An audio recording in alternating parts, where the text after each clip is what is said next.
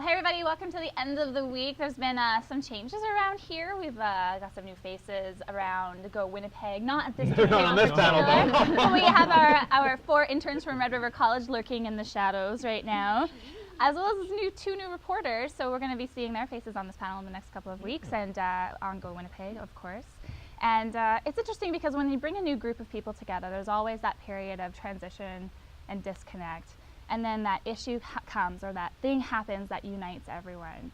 And in this case, it's the halting of the sriracha hot sauce. Oh, I thought you were going to say alcohol. Well, that works. Well, you know, but we've all been affected by this, and no one as much as Jeff, because he's taking it the hardest. Yeah. Oh, absolutely. I love that stuff. Like, I put it on everything. I've even tried to put it on desserts before. You did it. I swear. I was what like, kind of what dessert would you put on? a chocolate. Oh. Because no, Yeah, you mix the spicy. Because a lot of it's new to some people, but for a while people have been doing this, and I think it started in Mexico. I think like a dark chocolate. Yeah, with chilies in it. And so I kind of got a little curious one day, and I was sitting there with my. Was it just like pudding? Okay, it was a Snickers bar, and then I was like, people always deep fry these things, and I thought that was weird. So I took my sriracha and I did a little line, and I gave it. It was good. Was it? It was good. Would you do it again? No. Okay. That's how good it was. Good. Yeah. That's a fire log. I think it's a fire hazard actually to do that. But yeah, I think just sriracha's just. You loved it. Yes. Did you visualize? Yeah, I liked it. That's just weird. Yeah, you guys are totally. I have no idea. Right now. What were you saying about alcohol earlier? No, we're totally. We're just ignoring that comment. So the sriracha. Oh, I can't even say it. Sriracha.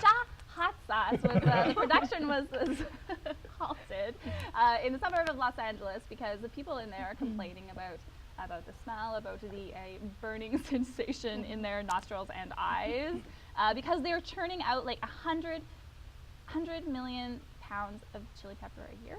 Yeah, and all the people of St. Boniface are saying is you can do that. you can actually force a stinky company to shut down. Yeah. Really? We just deal with the mushroom factories here.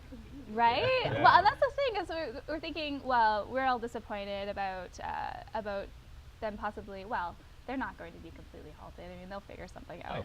I think they'll be okay. Yeah. They're going to be all right. Now that they're paired with Subway, Yeah. they have to produce a lot, right? Yeah. Which, let's just put that out there. As soon as Subway pairs with you, your product is dead. So long, like, look what avocados. Look what happened to bacon. Yeah. Look what happened to Jared, or whatever his name was. Yeah. No I don't one's think he's seen dead, him. but, We've almost lost him completely. He's Yeah. wasting away. Like, He's in all the commercials, but he's just sideways. But I mean, would you put up with a hot sauce factory because you love it so much? yes.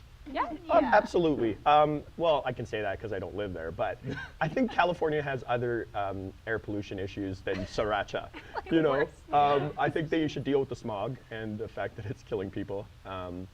You know, it's uncomfortable for people. I understand that, but it's delicious to me, and I want that to keep going. Is this like the old Vulcan proverb, the needs of the many outweigh the needs of the few? I don't watch Star Trek, but yes, Rudy knows that stuff, and yes, Vulcan all the way. Yeah, I agree with you to an extent. People were saying though that it was like making some of their eyes like water, and that's getting pretty ridiculous. Because like just going back to our own city, going back to St. Boniface, you drive through there, you're like, windows up, kids, you know, like oh. Except for the one day that Maple Leaf smokes bacon, that is like just heavenly, I will say.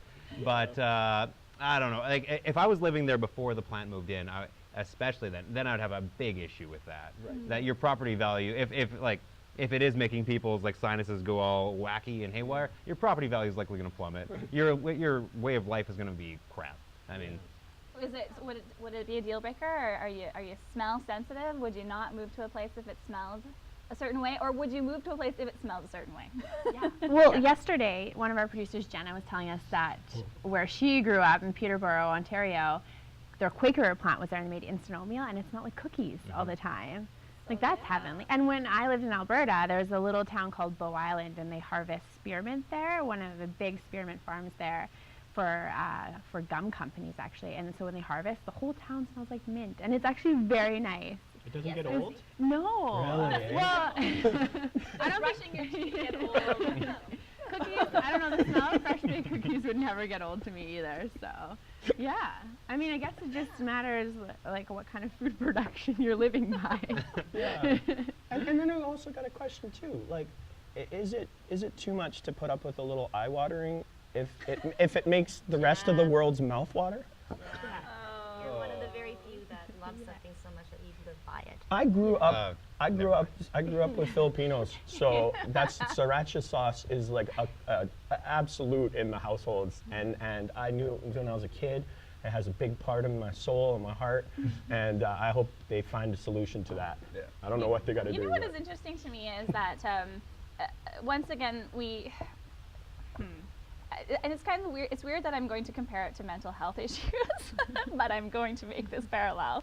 But like they're able to put a lawsuit forward because the smell is actually doing something physical.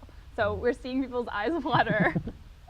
And so we think, oh, there might be something wrong with this. Whereas there's a lot of stuff that we put into the air all the time that's probably causing cancer or who knows what. But we can't quite directly do anything about it. So then they're allowed to continue to pollute in that way. Then, do you get the mental health thing? No. Not really. No. But we understand. Well, because you can't see it, and so people don't. Okay. And you used your brain to make that connection, hence mental health. Right. See, but do you know what I mean? Like it's like we can't really affect change unless we have like physical evidence of something. Yeah. I think, and also I think too, is like sriracha probably doesn't profit the government as much as some of the other things that, let out all these toxins into the air, and that's big corporation money there, and this is just hot sauce. Well, and it's also, it's popular, right? People know sriracha, and so when it gets in the media, people are like, oh, sriracha, I use that all the time, where if it's like cancer drug number, yada, yada, yada, they're like, it doesn't really appeal to me, I don't know. Which is crazy because of how many people are dealing with cancer and stuff. You'd think that would be more on the sort of public radar, but I guess hot sauce takes the day away. It actually from is crazy. everybody. Like there's pages upon pages upon pages of news articles about this halt at the sriracha plant. Like so much like coverage of it. Yeah. Like it's crazy. And then other things like kind of you just pay attention. It matters to people and it unites people. We're gonna take a quick break and we're gonna come back and be fist bumping all over the place. Oh yeah.